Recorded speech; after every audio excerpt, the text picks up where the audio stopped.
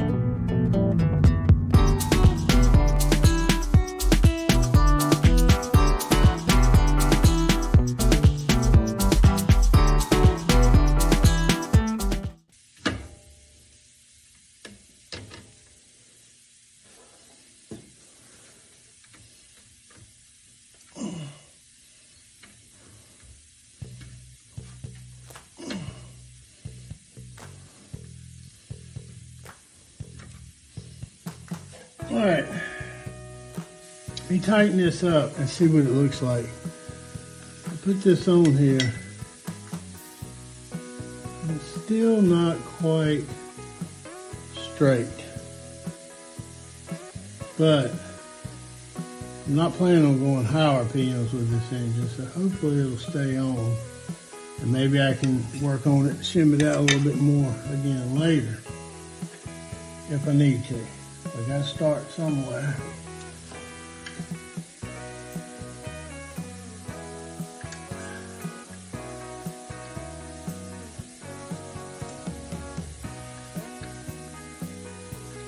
All right, I just spent, I don't know, half hour, 45 minutes at least, looking through all the old belts that I've got around this shop. I bet I went through, I don't know, it had to be 18 or 20.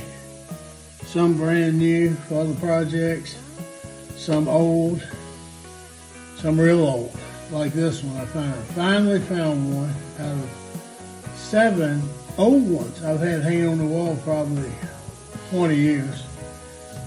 And I've got some for the 6-cylinder Chevy, I've got some for the 350 Chevy, and they're different. The pulleys are different, the distances are a little bit different.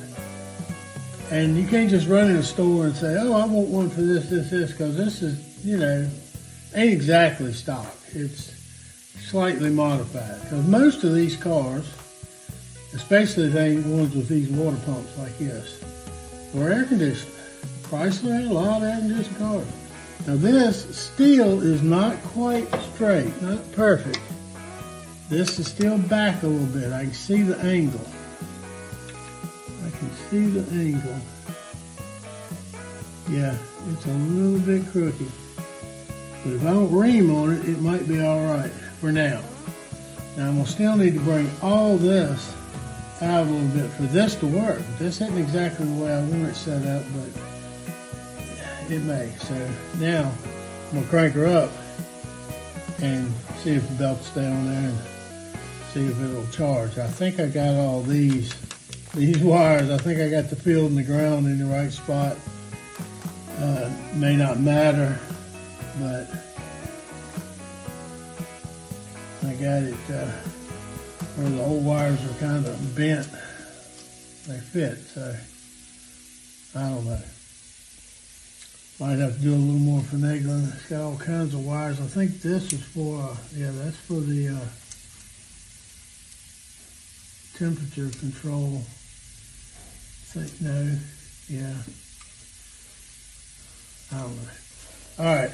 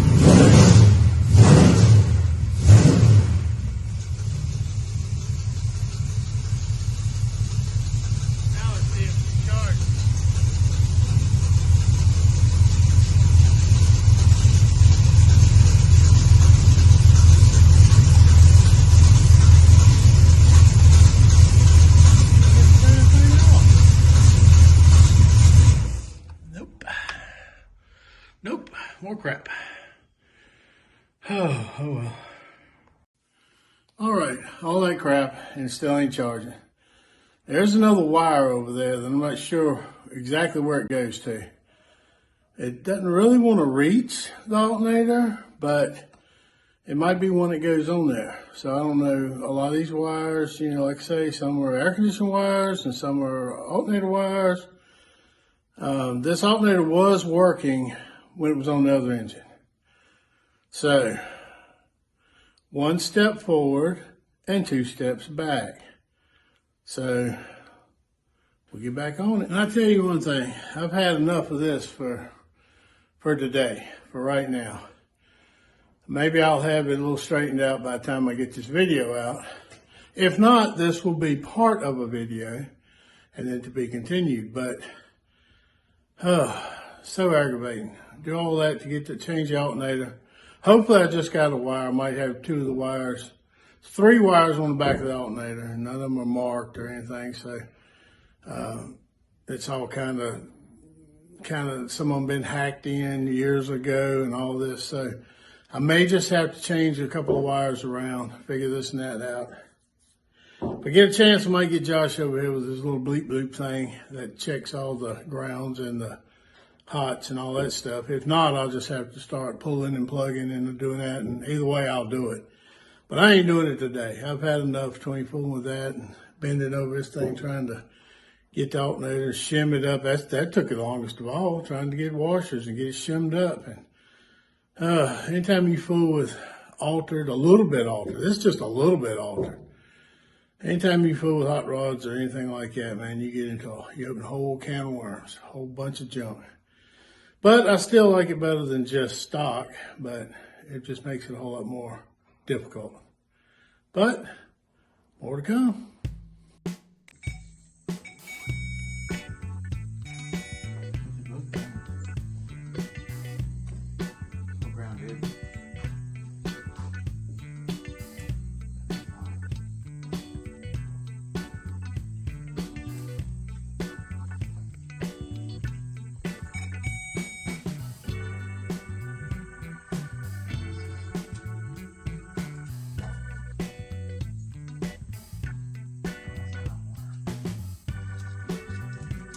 This is AC? I think so. But it's got a splice in it. Turn the key on. I don't know why it's got a... So it's splitting the power.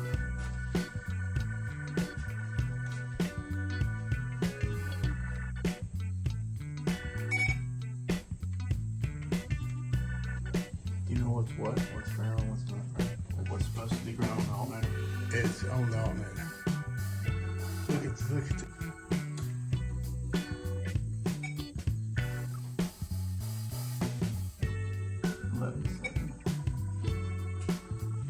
Wow, they're both hot.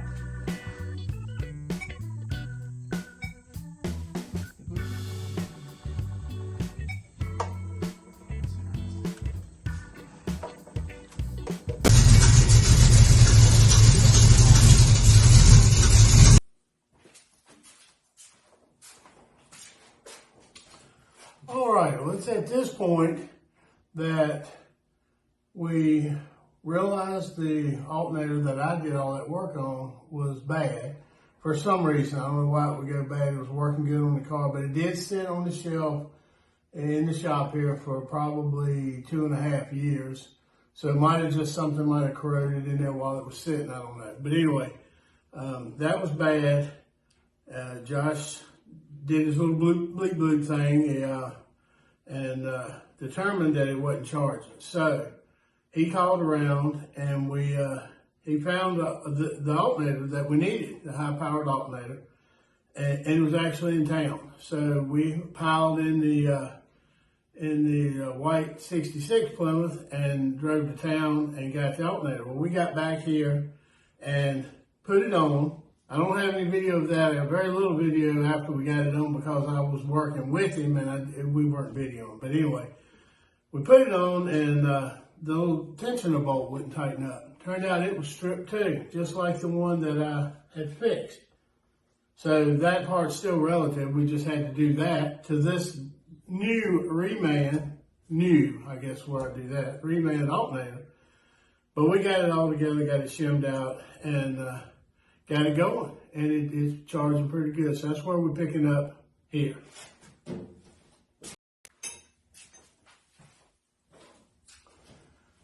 One more quick thing.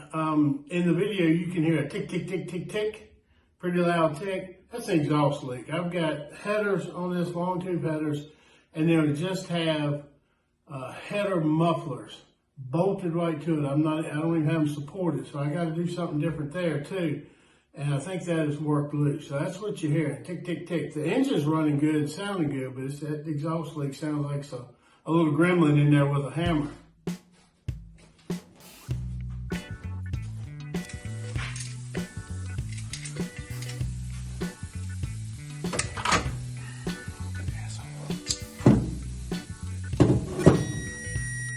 Go 7.